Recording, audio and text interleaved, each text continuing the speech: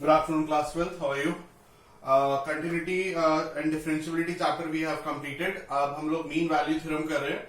Mean value theorem में रॉलीज theorem मैंने आपको समझाई, कुछ क्वेश्चंस कराए और मैंने आपको बताया था कि रॉलीज थ्योरम के बाद जो सेकंड थ्योरम है वो Lagrange's mean value theorem. Okay, लेकिन अभी मैं Lagrange's mean value theorem start नहीं कर रहा हूँ. मैं अभी रॉलीज थ्योरम पर कुछ और क्वेश्चंस आप लोगों को करा रहा हूँ ताकि कॉन्सेप्ट आपका अच्छा हो जाए. तो हमें बहुत ज्यादा स्पीड को फास्ट करने की जरूरत नहीं है. हमें उतना करना चाहिए, उस स्पीड से करना चाहिए जिस स्पीड से हम अपना होमवर्क टाइम टू टाइम करते रहें. ठीक है, तो चलिए रॉलीज थ्योरम पर कुछ और क्वेश्चंस आज मैं करा रहा हूं आप लोगों को. और एक दो बातें और आपको समझानी है आज. वो स्टार्ट करने से पहले क्लास समझा देता हूं. चलिए, आप लोग अपने मोबाइल में प्ले स्टोर से 3 चीजें इंस्टॉल कर लीजिए. पहला गूगल हैंगआउट्स मीट नहीं, हैंगआउट्स इंस्टॉल कर लीजिए. दूसरा गूगल कैलेंडर और तीसरा और आखिरी है गूगल क्लासरूम. ये 3 चीजें मैं एक बार फिर से रिपीट कर दूं. हैंगआउट्स इंस्टॉल कर लीजिए, गूगल क्लासरूम और गूगल कैलेंडर. ये 3 चीजें इंस्टॉल करिए अपने मोबाइल के प्ले स्टोर से. ऐसा क्यों करना है आपको ये समझा देता हूं. देखिए, अब आप लोगों को जो काम दिया जाएगा, होमवर्क दिया जाएगा, वो मैं गूगल क्लासरूम पर आपको दूंगा. ये जितने भी क्वेश्चंस मैं सॉल्व कर रहा हूं, इनके पूरे सोल्यूशन, मतलब मेरे सॉल्व करने के बाद मैं जैसे कुछ चीजें बोलता हूं पर लिखता नहीं हूं, तो वो पूरा complete solution A to Z, एक एक लाइन, एक एक पॉइंट, वो पूरा सोल्यूशन भी मैं आप लोगों को अब से भेजा करूंगा, यानी आज की क्लास से. तो वो सब चीजें व्हाट्सएप ग्रुप पर तो चलती रहेंगी, उसके साथ साथ कुछ एडिशनल चीजें गूगल क्लासरूम पर मैं आपको भेजूंगा. I will give you the code. उससे पहले आपको ये 3 चीजें इंस्टॉल करनी पड़ेंगी और उसके बाद में जब आपको कोड दूंगा तो उस कोड को लेकर के आप मेरे असाइनमेंट्स को, शीट्स को, होमवर्क को और जो मैं आप लोगों के फर्दर टेस्ट लिया करूंगा वो आप देख पाएंगे. ओके, तो ये 3 चीजें इंस्टॉल कर लीजिएगा. Let's start the class. पहला क्वेश्चन यहां पर पूछा है, find the points on the curve y equals to cos x minus 1 at which the tangent is parallel to x axis. Rolle's theorem का यूज करना है. I have not written here. Rolle's theorem का use करके हमें इस curve पर वो point find out करने हैं. पॉइंट फाइंड आउट करने से मतलब है हमें x और y की वैल्यू फाइंड आउट करनी है. जैसे पॉइंट के कोऑर्डिनेट होते हैं ना 3, 2, तो हमें x कोऑर्डिनेट और y कोऑर्डिनेट की वैल्यू फाइंड आउट करनी है. तो हमें इस कर्व पर वो पॉइंट फाइंड आउट करना है जिस पर अगर हम टेंजेंट खींचें तो वो टेंजेंट x एक्सिस के पैरेलल हो. यूजिंग रॉलीज थ्योरम का यूज करना है हमें. चलिए स्टार्ट करते हैं. तो अगर रॉलीज थ्योरम का यूज करना है तो सबसे पहला पॉइंट क्या देखते हैं, एक बार रिपीट कर देता हूं अच्छे से आपको समझ में आ जाए. यही मेरा ऑब्जेक्टिव है. पहला पॉइंट है कंटिन्यूटी चेक करनी है क्लोज इंटरवल पर. दूसरा पॉइंट है डिफरेंशियबिलिटी चेक करनी है ओपन इंटरवल पर. f of a equals to f of b, ये 3 चीजें चेक करनी है. फिर उसके बाद क्या लाइन लिखते हैं, लंबी सी हम लाइन लिखते हैं, since all the conditions are satisfied therefore there exists a real number c belongs to open interval a comma b such that f dash c equals to 0. ये सब रॉलीज थ्योरम का इंपॉर्टेंट पार्ट है, ये करना ही करना है. तो सबसे पहले कंटिन्यूटी चेक करते हैं. देखिए, कॉस फंक्शन हमेशा कंटिन्यूअस होता है और 1 हो गया कांस्टेंट फंक्शन, ये भी कंटिन्यूअस होता है. मैंने आपको बताया था कि अगर 2 फंक्शंस कंटिन्यूअस हैं तो उनका डिफरेंस भी कंटिन्यूअस होगा. तो अब आप इसे इंग्लिश में किस तरीके से लिखेंगे, सुनिए. पहली लाइन आप लिखेंगे, since cos function is everywhere continuous and differentiable, similarly the constant function is everywhere continuous and differentiable, so fx is equals to cos x minus 1. fx being the difference of two continuous function will also be continuous in the closed interval pi by 2 to 3 pi by 2 and will also be differentiable in the open interval pi by 2 to 3 pi by 2. ये line आपको लिखनी है. तो पहला point हो गया और दूसरा पॉइंट हो गया, कंटिन्यूटी चेक हो गई और डिफरेंशियबिलिटी चेक हो गई. अब आते हैं हम इस पर देखते हैं f of a यानी f पाई बाई 2 की वैल्यू और f 3 पाई बाई 2 की वैल्यू हमें फाइंड आउट करनी है. पाई बाई 2 का मतलब 90 होता है और 3 पाई बाई 2 का मतलब है 3 into 90 यानी 270 डिग्री. चलिए फाइंड आउट करते हैं. सो cos 90 minus 1, cos 90 की वैल्यू 0 minus 1 is -1. आप 270 फाइंड आउट करेंगे तो cos 270 minus 1. अब कई स्टूडेंट्स को 12th में, क्योंकि मैं इतने साल से पढ़ा रहा हूं, देखता हूं ये वैल्यूज फाइंड आउट करना 12th वाले स्टूडेंट्स को भी नहीं आती. अब उसका सोल्यूशन क्या है, सोल्यूशन सुनिए क्या है. मैं आज से 11th का बैच स्टार्ट कर रहा हूं. तो पहला तो ये कि आप अपने जूनियर्स को भी इन्फॉर्म कर दें कि वो मेरे बैच को ज्वाइन कर लें. और तुम्हारे लिए कैसे बेनिफिट है, मैं जब 11th में ट्रिग्नोमेट्री पढ़ाऊंगा तो पूरी क्लासेस आप अटेंड करिए 11th की ट्रिग्नोमेट्री की. तो जो 12th में आप देख रहे हैं कि डे 1 से ट्रिग्नोमेट्री कहीं ना कहीं किसी ना किसी क्वेश्चन में लग रही है, तो वो आपका कॉन्सेप्ट दोबारा से रिवाइज हो जाएगा। दोबारा से आप पूरी ट्रिग्नोमेट्री में छोटे छोटे फॉर्मूलाज जो 12th में यूज हो रहे हैं उन्हें एक बार फिर से सीख लेंगे। ओके, तो ये 11th के बैच में आप लोग कर लीजिएगा। 270 ऐसे निकालते हैं, 90 into 3 plus 0 minus 1। 3 odd function है तो ट्रिग्नोमेट्रिक फंक्शन चेंज हो जाता है, साइन 0 माइनस 1 माइनस का आएगा क्योंकि थर्ड क्वाड्रेंट में कॉस नेगेटिव होता है। Sine 0 is 0, 0 minus 1 is minus 1। तो देखिए एफ ऑफ ए और एफ ऑफ बी दोनों की वैल्यू माइनस 1 आ रही है। ठीक है, चलिए तो ये तीनों कंडीशन सेटिस्फाइड हो गई। अब आप वही लाइन लिखेंगे जो मैं हमेशा आपको समझाता हूं, since all the 3 conditions of Rolle's theorem are satisfied, therefore there exists a real number c belongs to open interval a comma b such that f dash c equals to 0. So now you will differentiate it. आप इसको differentiate करेंगे, y मतलब fx होता है तो f dash x आ गया minus sign x, और differentiate करने के बाद उसको 0 के इक्वल पुट करेंगे, ये माइनस साइन इधर जाएगा तो 0 हो जाएगा, तो sine x is equals to 0। अब आपको x की एक ऐसी वैल्यू फाइंड आउट करनी है जो 90 और 270 के बीच में हो और साइन थीटा उस पर 0 हो। तो यहां पर फिर से 11th की ट्रिग्नोमेट्री काम आएगी। तो ये समझ लीजिए कि पूरी 12th में 11th की ट्रिग्नोमेट्री पीछा नहीं छोड़ने वाली। तो अभी से टाइम है, बिल्कुल 12th की स्टार्टिंग है, 11th की ट्रिग्नोमेट्री पर 100% ध्यान से करना एक बार स्टार्ट कर दीजिएगा। जब मैं 11th का बैच में ट्रिग्नोमेट्री पढ़ाऊंगा तो आई इन्फॉर्म यू। ओके, तो ये देखिए साइन 0 की वैल्यू 0 होती है, पर 0 जो है वो 90 और 270 के बीच में लाई नहीं करता, तो 0 नहीं ले सकते। साइन 180 की वैल्यू निकाल के देखते हैं क्या आती है। 180 को लिख सकते हैं 90 इंटू 2 प्लस 0। ठीक है, 2 इवन फंक्शन है तो ट्रिग्नोमेट्रिक फंक्शन चेंज नहीं होता। साइन 0 हो गया 0। ठीक है, इसका मतलब है कि sine x is equals to 0 और 0 साइन 180 यानी पाई की वैल्यू होती है, तो x की वैल्यू आ गई पाई। पाई बिलोंग्स टू ओपन इंटरवल में पाई बाई 2 3 पाई बाई 2। इसका मतलब हम पाई ले सकते हैं। रॉलीज थ्योरम वेरीफाई हो गई। अब क्वेश्चन में क्या पूछा था? क्वेश्चन में पूछा था find the points on the curve. हमें कर्व पर पॉइंट फाइंड आउट करना है, यानी x और y फाइंड आउट करना है। तो x तो मैंने निकाल लिया पाई, अब y कैसे निकालेंगे? y निकालने के लिए आप x की वैल्यू यहां सब्स्टिट्यूट करिए। तो अब आप लिखेंगे so y is equals to cos pi, क्योंकि x की वैल्यू पाई निकली है माइनस 1। अब कॉस 180 देखो ऐसे निकालते हैं, 180 होता है 90 इंटू 2 जैसा भी बताया था प्लस 0, और 2 इवन फंक्शन है तो ट्रिग्नोमेट्रिक फंक्शन चेंज नहीं होगा, ये कॉस 0 रहेगा माइनस का, क्योंकि 90 इंटू 2 हमारा पड़ेगा थर्ड क्वाड्रेंट में जाकर के, प्लस 0 जब करेंगे थर्ड क्वाड्रेंट में कॉस नेगेटिव होता है, तो it will be minus 1 that is minus 2। तो पॉइंट आपका आया x कोऑर्डिनेट है पाई और y कोऑर्डिनेट है माइनस 2। तो ये वो पॉइंट है जिस पर खींची गई टेंजेंट x एक्सिस के पैरेलल होगी। थोड़ा सा डिटेल में और समझाने का मन कर रहा है तो जरा एक पॉइंट और देखो, कह क्या रहा है क्वेश्चन में। वो ये कह रहा है कि इस कर्व पर हमें वो पॉइंट बताओ। लेट्स से कर्व हमारा ये है, वो कह रहा है इस कर्व पर वो पॉइंट बताओ। ये पॉइंट हमें इसके x और y कोऑर्डिनेट बताने जो मैंने पाई और माइनस 2 निकाले हैं।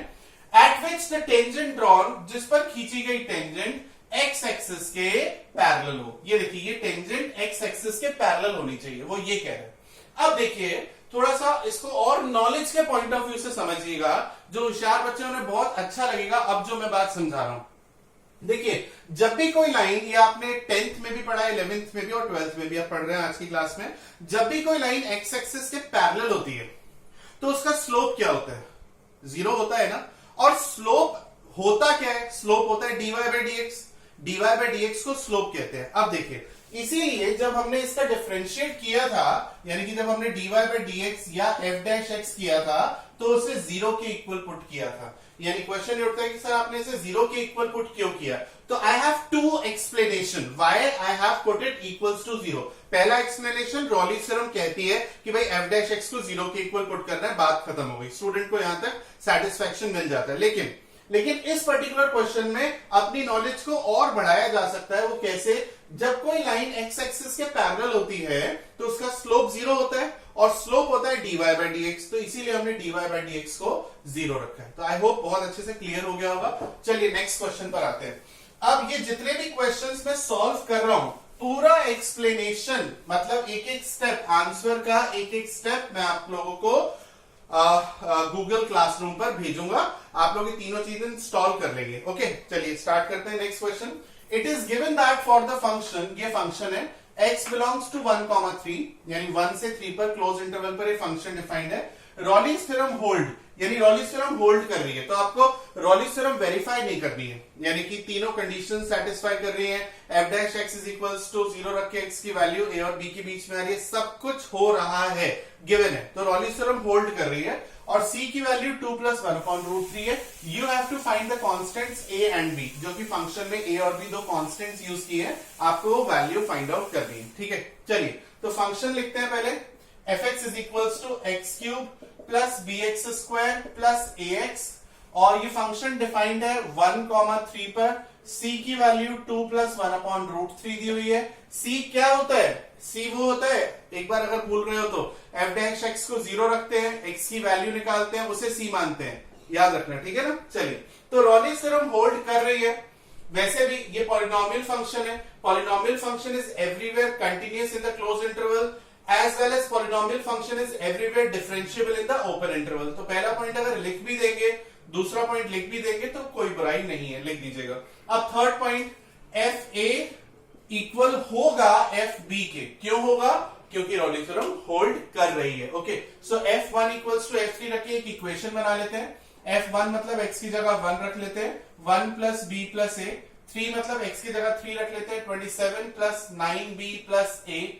सो a प्लस a को इधर भेज देते हैं, ये कैंसिल हो जाएगा, ठीक है ना। यहाँ पर 3a आएगा, इनफैक्ट कैंसिल नहीं होगा, 3a में से a गया 2a और 9b में से b गया तो 8b + 2a और ये -26। We can take 2 common, so 4b + a equals to -13। So this is the first equation we have, a + 4b equals to -13। इसको यहीं पे रोक देते हैं। अब क्या करते हैं? अब इसका डिफरेंशिएशन करते हैं। f डैश x डिफरेंशिएट क्या आएगा बताइए? 3x² + 2bx और ax का डिफरेंशिएशन होगा a।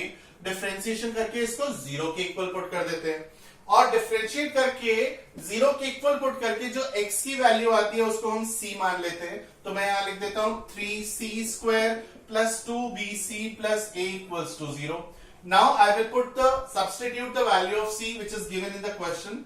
3 × 2 + 1/√3 का whole square plus 2b 2 + 1/√3 plus a = 0। इसे खोलते हैं, क्या आ जाएगा? ये आएगा 3a + b का whole square, a² + b² + 2ab plus 4b + 2b/√3 plus a = 0। a + 4b दिख रहा है आपको? a + 4b की जगह I will substitute -13 in this equation.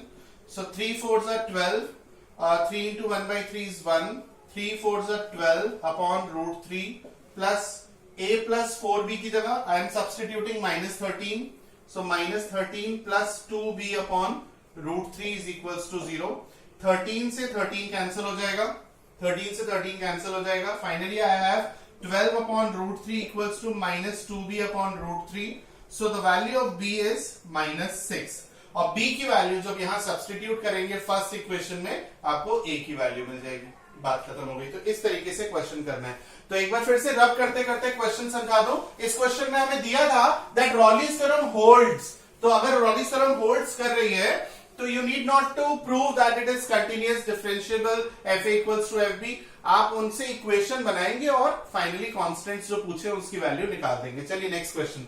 Next question इसी के जैसा है, सिमिलर है। ये मैंने इसलिए जान के लिखा है ताकि कॉन्सेप्ट कहीं पॉइंट समझ में ना आया हो, मेरे समझाने आपके समझने में, तो वो क्लियर हो जाए। चलिए, तो fx इज इक्वल्स टू, ये पॉलिनोमियल फंक्शन है 1,3 पर, पिछला भी 1,3 पर था। रॉलीज थ्योरम होल्ड कर रही है। c की वैल्यू भी सेम दी हुई है, a और b फाइंड आउट करना है, और इसमें गिवन है f1 equals to f3 equals to 0। f1 और f3 0 के इक्वल नहीं है। यहां पर एक अच्छी बात आपको समझाऊंगा, ध्यान से देखिएगा इस क्वेश्चन को क्या है, ठीक है। तो fx हमें दिया है x³ - 6x² plus ax plus b, और इंटरवल है 1,3। c की वैल्यू दी हुई है 2 + 1/√3। f1 equals to f3 equals to 0 दिया है। And again it is given that Rolle's theorem holds, मतलब ये पॉलिनोमियल फंक्शन है, आप लिख सकते हैं every polynomial function is continuous in the close interval and differentiable in the open interval. यहां तक बात समझ में आती है। फिर f1 और f3 दोनों 0 दिए हुए हैं, तो f1 निकालते हैं, 1 minus 6 plus a plus b equals to 0, that is a plus b is equals to 5, first equation. और f3 को भी 0 रखते हैं, 3 3 9 3 27, 9 6 54 plus 3a plus b equals to 0, so 3a plus b equals to 27 plus का जब इधर जाएगा तो। अब ये दो इक्वेशंस आपके पास हैं, a plus b is equals to 5, इसके नीचे लिख लेते हैं। मैंने आपसे बोला था कुछ अच्छी चीज समझाऊंगा, थोड़ा ध्यान रखिएगा। अभी मैं जो समझाऊंगा ध्यान से सुनिएगा। ये b से b cancel, 2a equals to 22, तो a की वैल्यू आ गई 11 यानी 11, और यहां पर अगर हम सब्स्टिट्यूट करते हैं तो b की वैल्यू आ जाएगी 5 माइनस 11, दैट इज माइनस 6। हमें a और b की वैल्यू फाइंड आउट करनी थी, a और b की वैल्यू आ गई, पर आप लोग ये सोच रहे होंगे कि यार ये c is equals to 2 plus 1 by root 3 का तो यूज ही नहीं आया। तो अगर ये क्वेश्चन 4 मार्क्स में आता है और आप इतना छोड़ देते हैं तो आपको मिलेंगे नंबर 2, 2 नंबर कट जाएंगे, क्योंकि आपने डिफरेंशिएट किया नहीं, आपने डिफरेंशिएट करके 0 रखा नहीं और c की वैल्यू से उसको वेरीफाई किया नहीं। तो अब क्या करेंगे, सुनिए, ये भी वो इंपॉर्टेंट बात थी जो समझानी थी, कि अब हम लोग जो a की वैल्यू आई है 11 और b की वैल्यू आई है -6, अब हम चेक करेंगे कि ये जो वैल्यूज हमें दी हैं, ये वैल्यूज पर f डैश x 0 आ रहा है या नहीं आ रहा, ये बहुत इंपॉर्टेंट है। तो आप लिखेंगे इसे इस तरीके से, now we will verify that for these values of a, b and c f dash x is 0 और नॉट, ये लिखेंगे आप। तो f डैश x करते हैं जल्दी से। f डैश x की वैल्यू है 3x square minus 12x plus a, b का तो 0 ही हो जाएगा, तो b तो खत्म ही हो गया।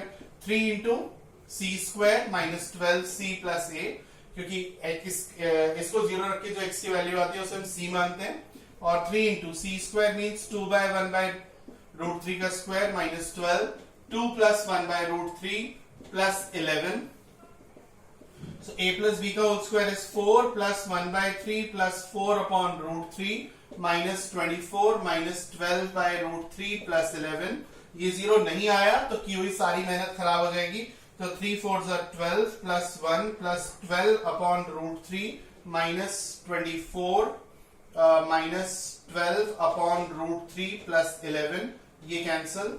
12 plus 1 is 13, 13 plus 11 is 24, so 24 minus 24 is 0। तो इन a, b और c की वैल्यूज पर फंक्शन f dash x 0 आ रहा है, तो अब आप ये लिख देंगे hence Raleigh's theorem is verified, ये गिवन ही था, आप लिख देंगे these are the final values of a and b। Okay, तो ये आंसर हुआ इस क्वेश्चन का। अब जरा नेक्स्ट क्वेश्चन देखिए बेटा, नेक्स्ट क्वेश्चन भी बहुत इंपॉर्टेंट है। नेक्स्ट क्वेश्चन में फोर्थ क्वेश्चन है, ये एक्सपोनेंशियल फंक्शन और ट्रिग्नोमेट्रिक फंक्शन के क्वेश्चंस हैं। तो ऐसा करते हैं कि अभी इतना ही रखते हैं, ठीक है, ये नेक्स्ट क्वेश्चन नेक्स्ट क्लास में देखते हैं। इन क्वेश्चंस के साथ साथ आई होप कि मैं लैग्रांजेस मीन वैल्यू थ्योरम भी स्टार्ट करूंगा। आज आप में से एक स्टूडेंट ने व्हाट्सएप ग्रुप पर लिखा था कि those who have book kindly send the photo of the exercise, so do send the photo. आप में से कुछ बच्चों के पास बुक्स हैं, मुझे पता है, तो एक्सरसाइज की फोटो, उनके सॉल्यूशंस की, एग्जांपल्स की फोटो भेज दीजिए।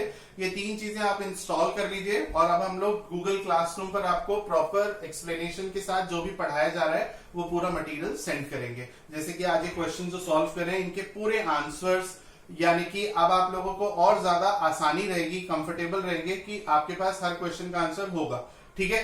तो अपने फ्रेंड्स को भी बोलिए कि वो बैच को ज्वाइन करें। मैं हर बार आप लोगों से बोल रहा हूं that they can also join the batch. And one more thing, आप अपने जूनियर्स यानी 11th स्टैंडर्ड से भी बोल दीजिए कि सर ने 11th का बैच स्टार्ट कर दिया है, so they can also join the batch, whether they are from CBSE board or for ISC board, क्योंकि हम सीबीएसई और आईएससी दोनों को एक साथ लेके चल रहे हैं। इस समय भी जो मैंने आपको क्वेश्चंस कराए हैं that is from RD Sharma, और ओपी मल्होत्रा के क्वेश्चन में भी मैं आपको करा रहा हूं। तो मैं अपनी तरफ से फुल एफर्ट कर रहा हूं, आप लोगों की तरफ से मुझे चाहिए कि आप लोग इस इंफॉर्मेशन को शेयर करें अपने डिफरेंट स्कूल्स के फ्रेंड्स के साथ, चाहे वो पॉल्स हो या एंथनीज हो या जॉर्जेस हो, ओके, किसी भी स्कूल के या पीटर्स के स्टूडेंट्स हो, दे can also join the batch. So thank you, आज की क्लास में इतना ही रखते हैं।